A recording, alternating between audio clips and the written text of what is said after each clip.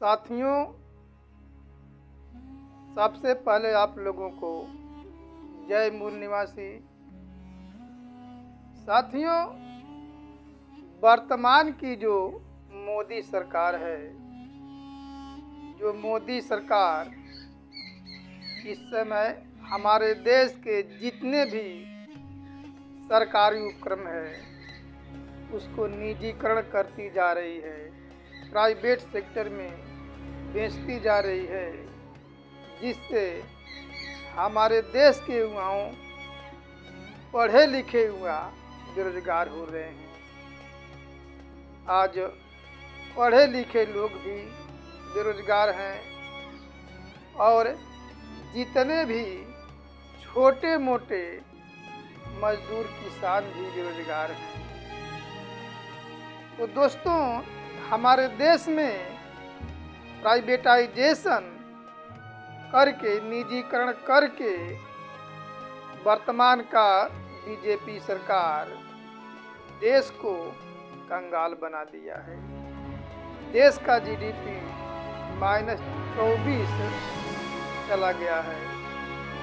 तो दोस्तों, जब निजीकरण का कानून बना तो वामसेफ और भारत मुक्ति मोर्चा ने, वामसेफ ने निजीकरण कानून और उसके होने वाले दुष्परिणाम के बारे में जब जागृत करके, संगठित हो करके विरोध करने का आह्वान वामसेफ कर रहा था, तो उस समय शासन सत्ता में बैठे ब्राह्मण और उसकी रखैल मीडिया के प्रचार के चकाचौंध में फंस करके मूल निवासी बहुजन समाज के लोग वामसेफ के बातों को गंभीरता से नहीं लिया, यानी निजीकरण के पक्ष में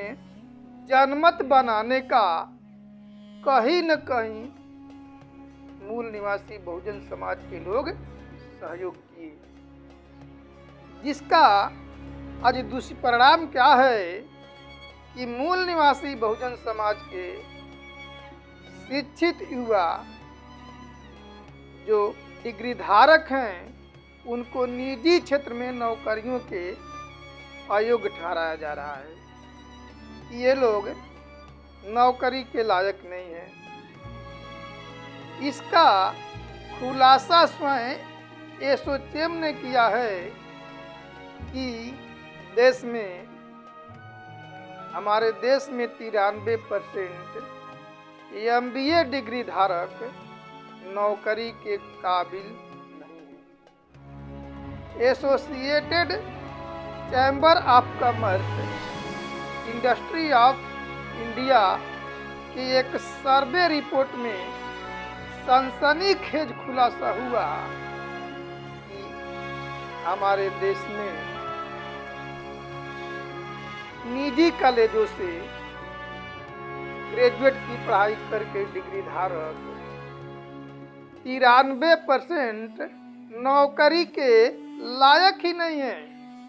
उन्होंने अपने रिपोर्ट में ये भी कहा कि इनको 10,000 रुपये का मासिक नौकरी भी मिलना मुश्किल है, यानी इनको 10,000 रुपये की नौकरी भी मिल नहीं सकती।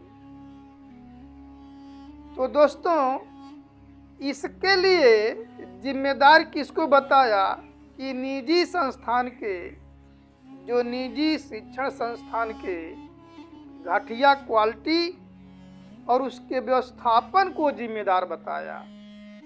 एसोचैम ने अपने रिपोर्ट में बताया। लेकिन वास्तविकता क्या है? वास्तविकता तो यह है कि निजीकरण का कानून 1990 में उस समय की वर्तमान सरकार, ब्राह्मणवादी सरकार कांग्रेस ने लाई और 1991 में इसे लागू किया। तभी से सभी सरकारी उपक्रमों का और शिक्षा का निजीकरण प्रमुखता से किया जाने लगा और शिक्षा का निजीकरण से शिक्षा का व्यवसायीकरण और बाजारीकरण हो गया, क्योंकि शिक्षा का बाजारीकरण से शिक्षण संस्थान खोलना ज़्यादा से ज़्यादा फायदेमंद व्यवसाय हो गया। इसलिए इन लोगों ने अधिक से अधिक शिक्षण संस्थान को खोल करके शिक्षा की गुणवत्ता के बजाय पैसा कमाने का ये लोग माध्यम बनाया। और दूसरी तरफ इसके फायदे गिनाए, मीडिया के द्वारा इसका फायदा गिनाया गया कि निजीकरण से कार्य की गुणवत्ता बढ़ेगी, लोग ज़्यादा से ज़्यादा अपने जिम्मेदारी का एहसास करेंगे, शिक्षा का मानक बढ़ेगा। लेकिन निजीकरण का कानून तो संविधान और मूल निवासी बहुजन समाज के विरोध में जाकर के पूंजीपतियों को माला माल बनाने के लिए उसके योग्य बनाया गया। आज इसका परिणाम क्या है कि 99% निजी कॉलेजों के हायर एजुकेशन और प्रोफेशनल एजुकेशन के मालिक, संस्थापक, व्यवस्थापक आज ब्राह्मण बनिया हैं। इन ब्राह्मण बनियों ने 99% प्राइवेटाइजेशन करके प्राइवेट सेक्टर पे कब्जा कर लिया है, शिक्षा पे कब्जा कर लिया है। तो दोस्तों, ये 99% या तो जो शासन सत्ता में बैठे ब्राह्मण बनियों के या तो खुद के हैं या तो उनके रिश्तेदारों के हैं। तो वैसे तो निजीकरण का कानून कांग्रेस ने लाई, लेकिन वर्तमान की बीजेपी सरकार इसे अति शीघ्र गति से हायर एजुकेशन और प्रोफेशनल एजुकेशन चलाने और खोलने का लाइसेंस आज बीजेपी सरकार दे रही है। इसका परिणाम ये हुआ कि आज हमारे देश में कुकुरमुत्तों के जैसा निजी मैनेजमेंट कॉलेज के अलावा हायर एजुकेशन और प्रोफेशनल एजुकेशन के संस्थान खोल रखे हैं इन ब्राह्मण बनियों ने। और मीडिया के जरिए ये भी प्रचार करवाए हैं कि इनके कॉलेजों में पढ़ने वाले छात्रों को डिग्रियों के साथ साथ रोजगार की भी गारंटी रहेगी। आज इन निजी कॉलेजों से MBA के कोर्स के लिए 3.5 लाख से 5 लाख रुपए बतौर मोटी रकम फीस के रूप में वसूली जा रही है। तो फिर कहीं कहीं इन्हीं कॉलेजों के द्वारा 10-10 लाख रुपए तक वसूला जा रहा है। निजी इंजीनियरिंग कॉलेज से बीटेक की कोर्स के लिए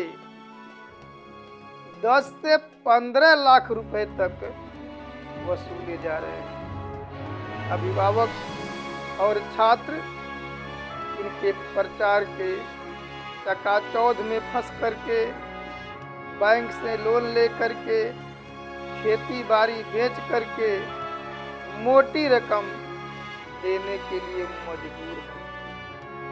तो वहीं शासन सत्ता में बैठे ब्राह्मण दूसरी ओर सभी विभागों का, सरकारी उपक्रमों का प्राइवेटाइजेशन कर दिए, बंद कर दिए, जिसमें युवाओं को रोजगार मिलता था, जिसकी भारत सरकार मालिक हुआ करती थी, जिसमें युवाओं को भारत सरकार रोजगार देती थी, वो सब प्राइवेटाइजेशन कर दिए।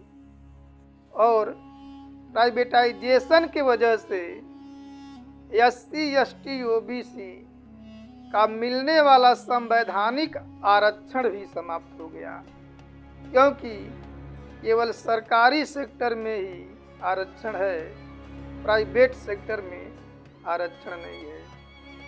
तो जो परिसंपत्ति सरकार की थी, जिसका मालिक भारत सरकार हुआ करती थी, जिसमें देश के प्रत्येक नागरिकों का शेयर होता था, उसे किसी एक निजी व्यक्ति के हाथों में दे दिया गया, पूंजीपतियों को दे दिया गया।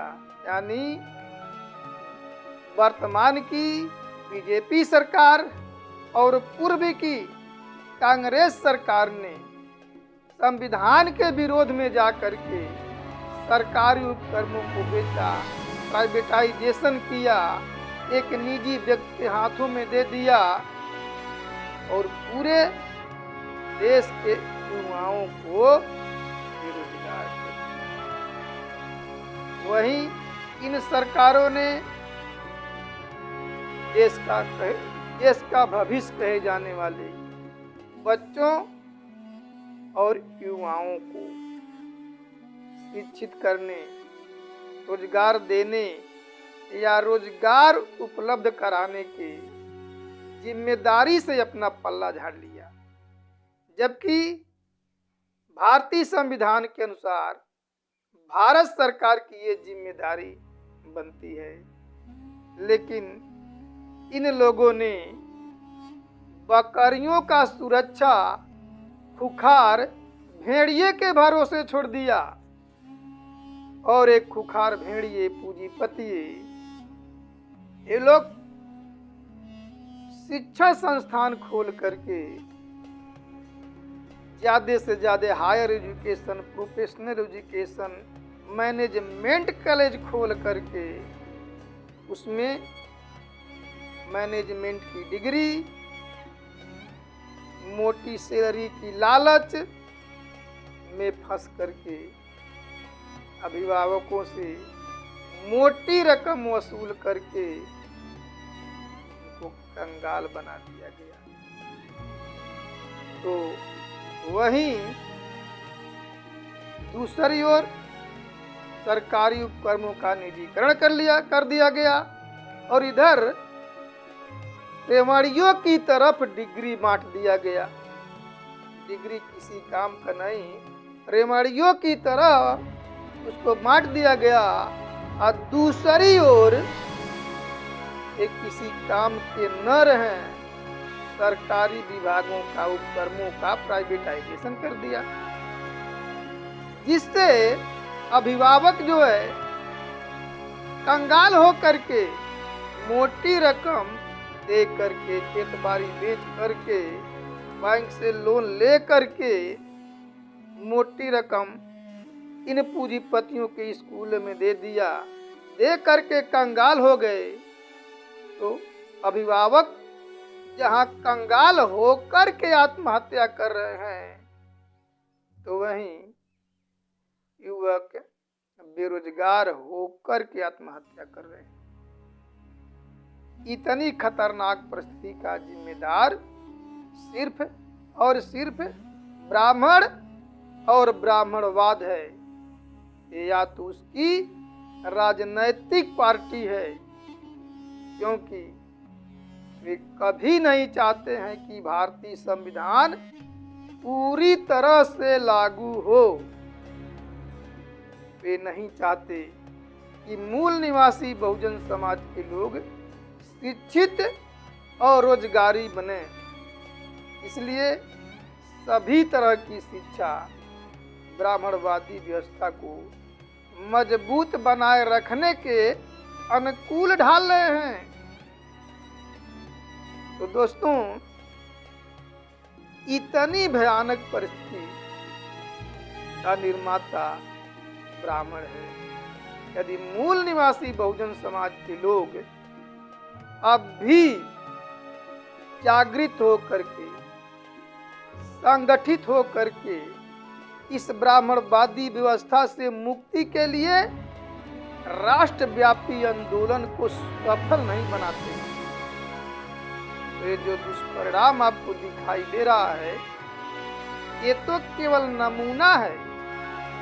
आने वाले समय में इससे ज्यादा भी खतरनाक स्थिति इन ब्राह्मणों ने पैदा करने वाले